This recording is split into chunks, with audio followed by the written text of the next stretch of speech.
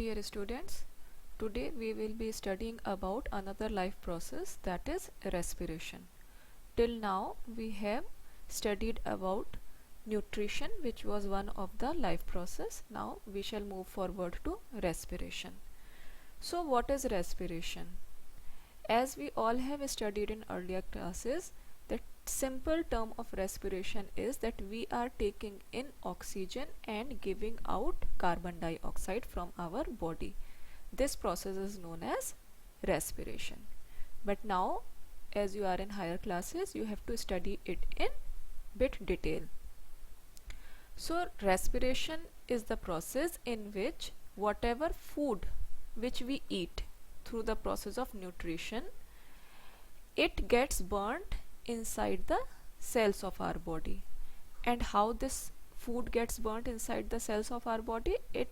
The oxygen which we take in during the process of breathing or respiration, it is used to burn that particular food which we take through the whole process of nutrition.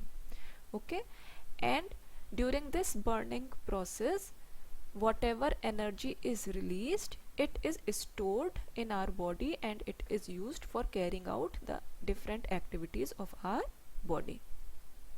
And this whole process takes place in the organelle mitochondria of the cells. Okay, now what is the use of this energy which is obtained by the process of respiration? This energy is used to make ATP molecules. What is ATP? It is adenosine triphosphate, and it is formed from ADP molecules, adenosine diphosphate molecules. So one molecule of inorganic phosphate combines with adenosine diphosphate, utilizing the energy from respiration, and it leads to the formation of another molecule, that is adenosine triphosphate. As you can recall from your 9th class science chapters, that ATP was known as the energy currency of the cell, and mitochondria organelle was known as the powerhouse of the cell. So the whole process of respiration is taking place in the powerhouse of the cell, that is mitochondria. There, this energy which is obtained through the process of respiration is utilized in the formation of the ATP molecules, and these ATP molecules are used to store this energy inside the cell. Whenever our body requires energy to do various activities like growth or repair in the body, or digestion, or any other function of our body which requires energy, our body utilizes this ATP, adenosine triphosphate molecules, the energy currency of our body. And this ATP is then broken down in the presence of water to form adenosine diphosphate, and energy is released. And this particular energy is then utilized by our body, just as described right now.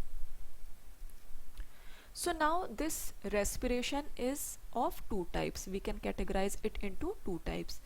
They can be aerobic respiration and anaerobic respiration.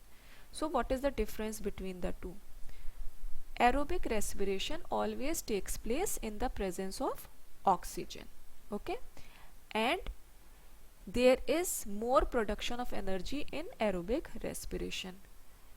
Whatever products which are formed in aerobic respiration, they are carbon dioxide, water, and energy is released. And this process, this respiration, this type of respiration takes place in most of the organisms. So exactly what is happening in aerobic respiration? The glucose is converted into pyruvate first of all, and this all is happening in the presence of oxygen. That is why it is known as aerobic respiration, and the whole process is taking place inside in the cytoplasm of the cell.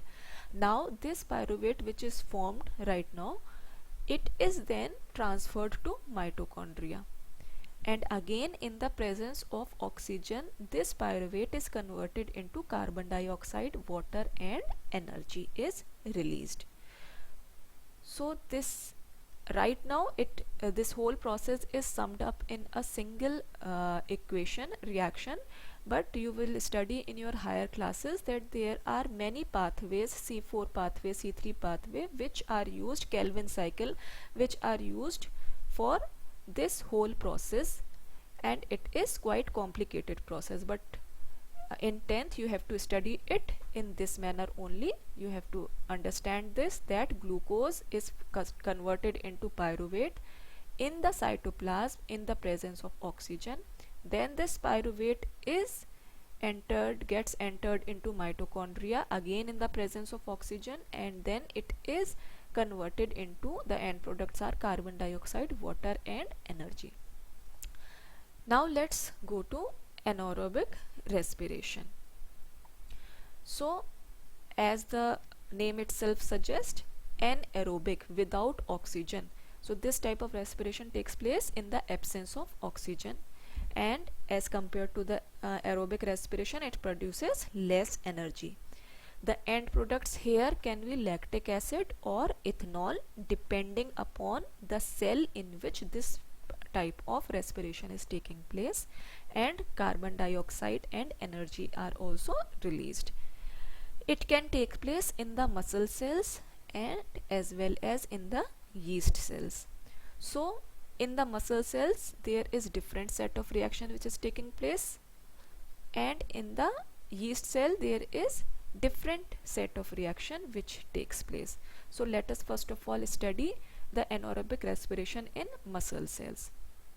So you must have observed, students, that whenever you try to run very fast, you start taking deep breaths and you start getting fatigued, and even sometimes it happens that you consider that oxygen, you are getting less oxygen, and then you start taking deep breaths, and you may also start getting cramps in your hands or in your legs.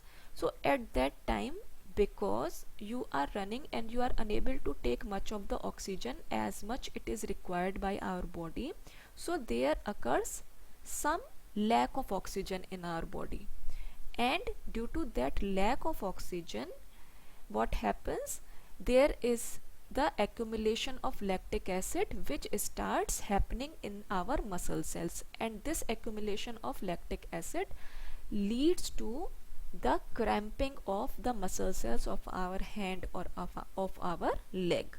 Okay, so let us now understand what reaction is taking place. First of all, glucose is converted into pyruvate as in the aerobic respiration. This whole process takes place in the presence of oxygen, and it is taking place in cytoplasm.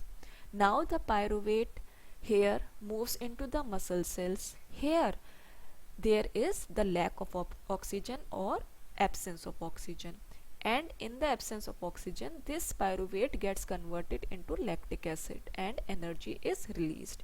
So you can clearly see the difference between both of them. Here pyruvate is converted into carbon dioxide, water and energy in the presence of oxygen and in the mitochondria. In anaerobic respiration in muscle cells, this pyruvate is converted into lactic acid and energy is produced, and absence of oxygen is the main condition over here which is to be considered. Now anaerobic respiration also occurs in the yeast cells. So how it is happening, let us summarize it with the help of this particular reaction. Again, glucose is converted into pyruvate in the presence of oxygen, and whole process takes place in cytoplasm as in the above cases we have seen just above. Now this pyruvate enters into the yeast cell, and then there, in the absence of oxygen in the yeast, this pyruvate gets converted into ethanol, carbon dioxide and energy is released. Okay, so this anaerobic respiration or fate of glucose is asked many times in your board examinations, so you should understand it properly. Now let us sum this whole process, breakdown of glucose by various pathways, by this flow chart. This kind of flow chart is also present in NCERT, and you can have a look over there also. This is very important slide. This slide sums up the earlier slide. the whole earlier slide. Okay, and this is asked many times in examination, like tell the various products obtained by the breakdown of glucose, or tell the fate of the glucose in the cells. Okay, so you should understand it properly. So now let us summarize whatever we have studied in the last slide. Glucose, in all the three cases, glucose was getting converted into pyruvate in the presence of oxygen and in the cytoplasm. Now this pyruvate follows three different steps as per the condition. In the presence of oxygen, this whole thing happens in mitochondria. Carbon dioxide, water and energy is released. This is an example of aerobic respiration. High amount of energy is released over here. Then in the absence of oxygen, two conditions are there in the muscle cells and in the yeast cells. So in the muscle cells, pyruvate gets converted into lactic acid and energy in the absence of oxygen, while in the case of yeast cells, pyruvate is converted into ethanol, carbon dioxide and energy is released in the absence of oxygen.